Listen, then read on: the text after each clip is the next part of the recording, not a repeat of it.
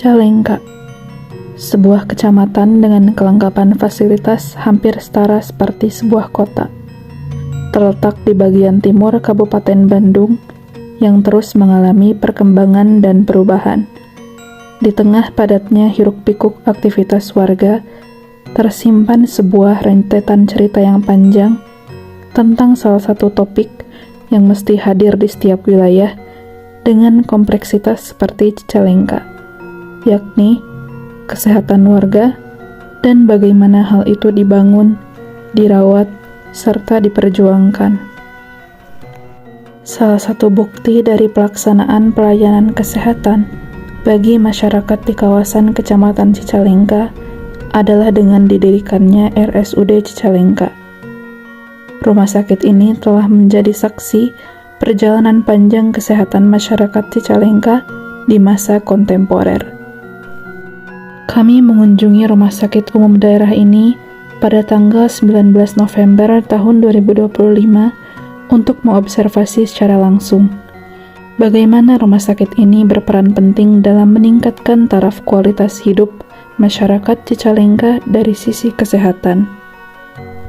Setiap hari, setiap jam, setiap menit, selalu ada warga yang mendatangi rumah sakit ini sebagai pasien dengan aktivitas yang berbeda-beda.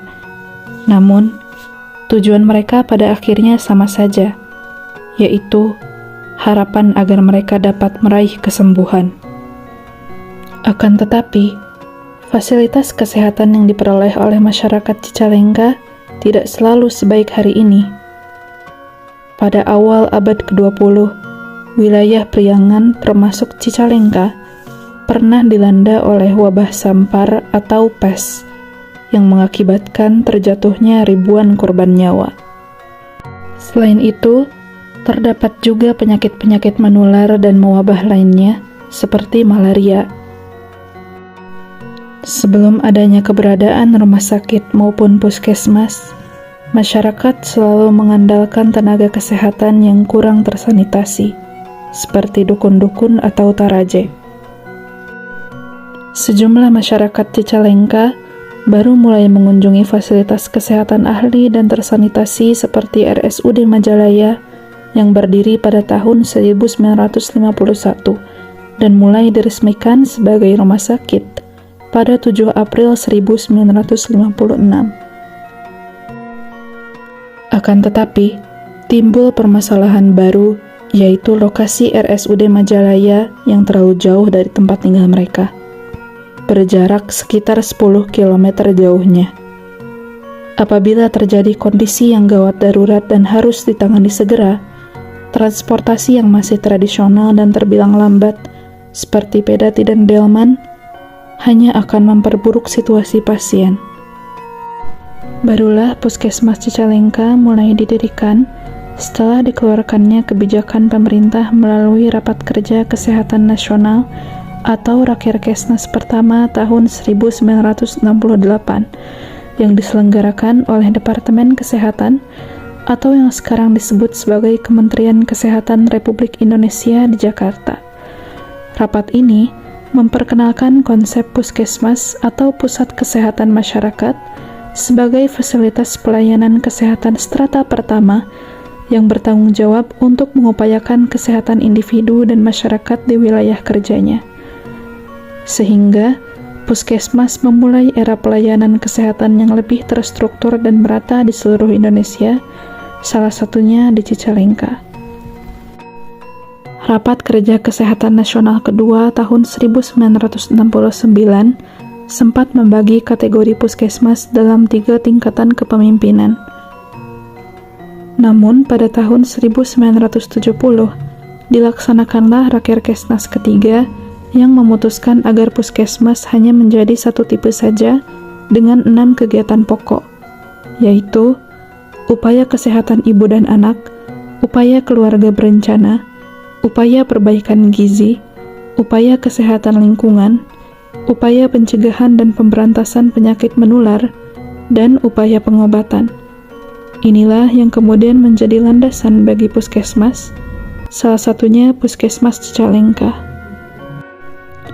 Keberadaan puskesmas telah membawa masyarakat Cicalengka mendapatkan pelayanan kesehatan yang jauh lebih layak ketimbang pelayanan kesehatan bersifat tradisional dan memiliki tingkat profesionalitas yang kurang memadai. Dengan fasilitas medis berupa poliklinik termasuk rawat inap, unit gawat darurat, dan unit persalinan, Puskesmas Cicalengka sejak awal berdirinya telah memberikan fasilitas pelayanan kesehatan dasar dan pertolongan pertama serta pemulihan bagi masyarakat di tingkat kecamatan. Tak hanya sampai di sana, Puskesmas Cicalengka juga memiliki layanan puskesmas keliling yang mendatangi pemukiman warga. Kendati demikian, rupanya fasilitas dasar yang ada di Puskesmas Cicalengka masih terbilang tidak dapat menangani sejumlah pasien dengan kondisi kesehatan yang lebih serius dan memerlukan penanganan kompleks. Bagaimanapun juga, kelengkapan fasilitas di puskesmas tidak dapat menyaingi kelengkapan fasilitas di rumah sakit. Oleh karenanya, banyak pasien yang akhirnya terpaksa untuk dirujuk melanjutkan pengobatan di RSUD Majalaya. Padahal, jalanan menuju RSUD Majalaya saat itu tidak bisa dikatakan mulus, bahkan beberapa terjal dan sangat sulit untuk diakses. Namun masyarakat tidak punya pilihan lain selain melewatinya agar dapat melanjutkan pengobatan dan meraih kesembuhan.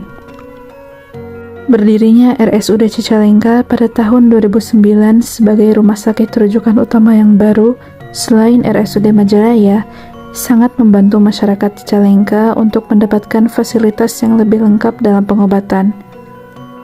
Dengan ini, Kecamatan Cicalengka telah memiliki 1 puskesmas dan 1 RSUD untuk memenuhi syarat fasilitas kesehatan bagi masyarakat. Kini, masyarakat tidak perlu lagi jauh-jauh melakukan perjalanan ke daerah Majalaya untuk berobat. Keberadaan ini tidak hanya menjadi standar kelengkapan fasilitas kesehatan masyarakat di Kecamatan Cicalengka, namun ia juga menjadi suatu indikator yang penting dalam kemajuan suatu wilayah, termasuk dari segi kesehatan. Perkembangan layanan kesehatan di Kecamatan Cicalengka ini seharusnya memberikan pondasi yang kuat bagi Cicalengka agar dapat melangkah lebih jauh secara administrasi sebagai kota yang mandiri.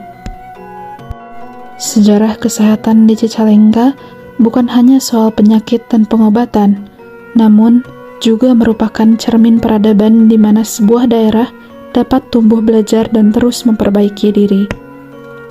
Dari wabah sampar sampai berdirinya RSUD Cicalengka, perjalanan kesehatan Cicalengka masih terus berlanjut.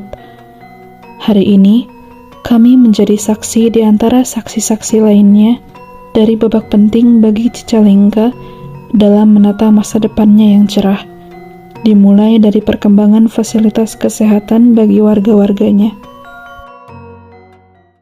One is the loneliest number that you'll ever do.